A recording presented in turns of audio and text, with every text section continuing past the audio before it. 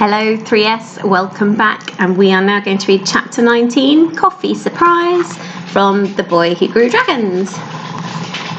No one was allowed in the classroom block till the end of break, not even for the loo really.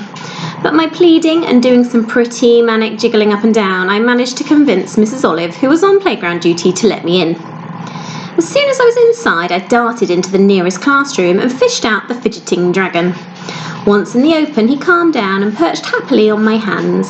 He stretched out his wings, which flickered through varying shades of red, before settling into a rusty copperish colour. "Sorry," I said, "but there are too many nosy Parkers out there." Flicker fluttered down into the sink. It was half full of muddy brown water from the paint pots that had been left to soak.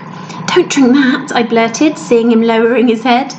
I cleared everything out and filled the sink with clean water, and I stood back watching as the dragon drank and drank, swinging his head back and forth across the surface of the water to scoop up each gulp. Nicely refreshed, Flicker took off to explore the classroom. "Hey, come back," I hissed, keeping an eye firmly on the door. "Look, I'll take you out to fly later, after school." It was not the best time for him to be soaring around. I kept glancing at the windows, half expecting to see Liam's leering face smooshed up against the glass. But Flicker didn't seem to care.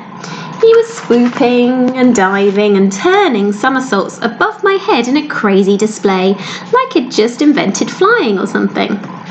I tried to coax him back with some of Mr. Firth's yucca plant, but Flicker was having far too much fun to stop whizzing about for a snack.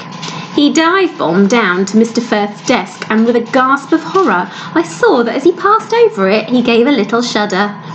I was pretty sure I knew what that meant. I'd seen enough of them in the past few days. And sure enough, I was right. Flicker had done a poo mid-air. The explosive little stink bomb dropped away, and I watched it falling as if in slow motion, down, down, down.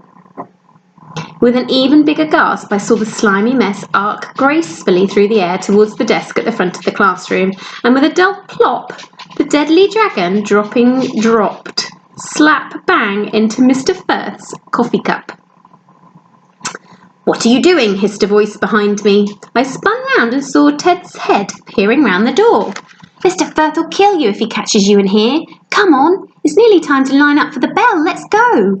I looked from Ted to the cup, but before I could move, Flicker took off from the bookshelf where he'd landed. I watched as he started weaving in and out of the display of hot air balloons that hung in groups from the ceiling. I held my breath, terrified his tail would catch on one of the wires and bring the whole lot crashing down. Following my gaze, Ted looked up. He was just in time to catch the dragon's next poo squarely on his forehead.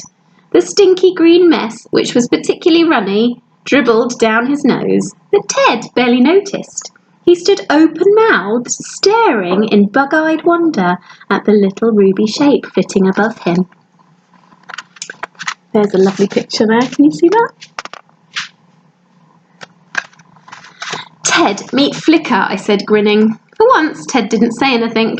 "I'd close your mouth if I were you," I laughed. "Don't want one of those little bombs landing in there." Ted turned to look at me, his bewildered face still streaked with poo. But, he stuttered. "Oh, and I should wash that lot off before it dries," I said, pointing towards the sink. "Dragon poo has a nasty habit of exploding." A second later, the bell rang and startled Flicker zipped down to land on my shoulder. I quickly tucked him back into my pocket. "We have to get Mr. Firth's cup," I urged. "What?" spluttered Ted, who was desperately splashing water over his face. "The coffee cup," I said in my voice, now all tight and squeaky with panic. "He did a poo in it." We didn't get the coffee cup because before either of us could get to it, people started piling into the classroom, and the bell rang again for the start of lessons.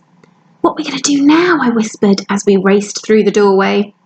"Hope he doesn't drink cold coffee, I guess," said Ted. And that is the end of the chapter. Tune in tomorrow for chapter 20, The Great Idea. See you then.